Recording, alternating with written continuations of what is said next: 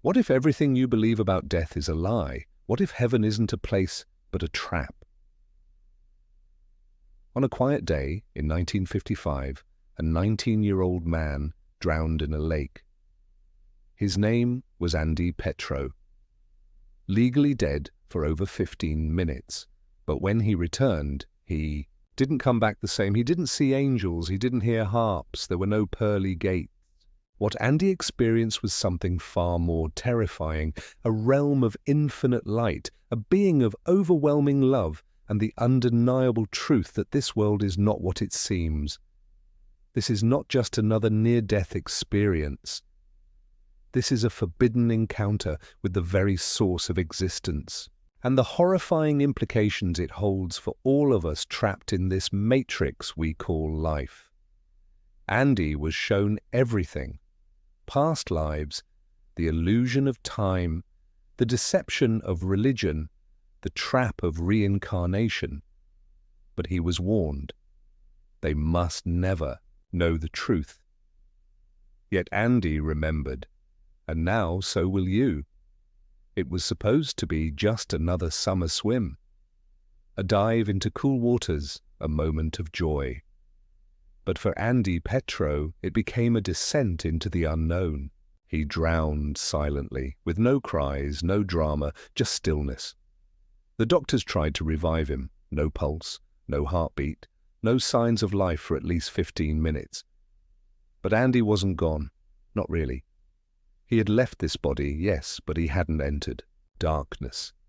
He entered something far stranger, something he would later call the light. But this wasn't the comforting tunnel of Hollywood movies. This light was everything, all-consuming, all-knowing. It wasn't God, but it was the source. And the source knew him, but here's the chilling part. The source didn't just know him. It was him. And you. And me. All of us. It was a single consciousness playing billions of roles in a cosmic drama that somehow we all chose to forget. Andy realized something instantly. His entire life, his struggles, fears, ambitions, had been part of an elaborate illusion, a dream within a dream, and now he was waking up. But waking up comes at a price. In the realm Andy entered, time did not exist. Past, present, and future were laid out like pages in a book.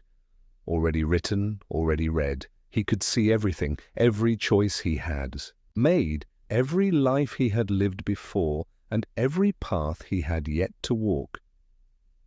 But the most disturbing revelation wasn't what he saw. It was who he saw. The being of light that greeted him wasn't some white-robed father figure or winged archangel. It was a presence without shape or voice. It communicated not through words, but through instant knowing. Andy asked, "Are you God?" The being responded, not in language, but in thought. "I am what you call God. I am also you.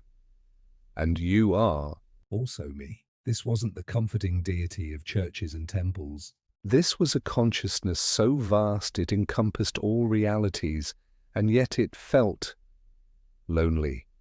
That's why it created us. Fractals of itself. Avatars in an endless game, to observe, to forget, to remember. But some don't return the same after remembering, and Andy was one of them. As Andy drifted further into the light, he was given a choice: stay in the realm of Source, this place of pure oneness, or return to Earth, back into the body he had left. He didn't want to go back. Who would? This world felt like a cage in comparison. But there was a catch, something dark and hidden beneath the surface of this so-called choice. The Source told him, "You can go back if you wish, but you must forget again." And that's when Andy saw it. Countless souls, lost in an endless loop of rebirth, were being funneled back into Earth-like planes. Not because they were ready, not because they chose, but because they were tricked. the tunnel of light. It's not a welcome mat, it's a soul trap, a recycling machine. Souls are seduced by familiar faces, bright lights, and promises of reward, only to be cast back into suffering, pain, and amnesia. Over and over again, this isn't reincarnation as spiritual growth. This is spiritual imprisonment. And the worst part, we agreed to it, or rather, we were manipulated into agreeing. Andy was shown the truth of Earth. It wasn't created as a Paradise. It was created as a simulation, a dense, slow vibrational realm where fear, separation, and limitation rule. And religion? Merely part of the control system. The source revealed that the stories of heaven and hell, judgment and sin, were manipulated narratives designed to enslave consciousness. Not by humans, but by higher dimensional beings Andy could only describe as architects. These entities don't reside in our physical dimension. They operate in the realms just beyond human perception, masquerading as gods, angels, and even ascended masters. But they are not benevolent. They feed on our suffering, and when we die, they lure us with love and light, only to erase our memories and send us back again and again. Andy saw all of it. He knew he couldn't forget, but when he re-entered his body, the amnesia returned, almost. Most near-death experiencers forget everything. Andy remembered. Just enough. Enough to start talking. Enough to become dangerous. When Andy came back, he couldn't speak of it. Not at first. The memories faded like a dream. But over time, fragments returned. Visions, insights, feelings too real to ignore. It took decades, but eventually he began to share. And when he did, something strange happened. He wasn't welcomed. He was warned. Stick to the light, some said. Don't mention the trap. Don't talk about the source being you. But Andy couldn't stay silent, and so the censorship began.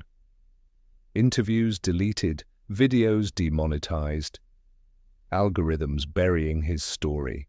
Not because it was fake, but because it was true enough to be dangerous. Because if everyone remembered what Andy remembered, the system would collapse. No more fear of death. No more submission to religious authorities. No more reincarnation. Treadmill. Humanity would wake up, and the architects, they would lose their battery farm, because that's what Earth has become. A farm, and we are the livestock. Unless we break free. Before Andy returned to his body, the source gave him one final message. A phrase burned into his soul. He didn't understand it then, but now he believes it was a key, a code to unlock the illusion. The phrase was simple. Remember who you are. That's it, because once you truly remember that you are not this body, not this mind, not this identity, you become untouchable. The system can't trap you if you don't play its game. Andy died. He saw the trap. He came back. So you wouldn't have to go blind into the light, so you could ask questions, resist the pull, demand your true freedom. So next time, if there is a next time, you'll know. Don't follow the tunnel, don't trust the voices, go inward, find the source within. And remember, you are the one you've been waiting for. If this truth chills you, share it.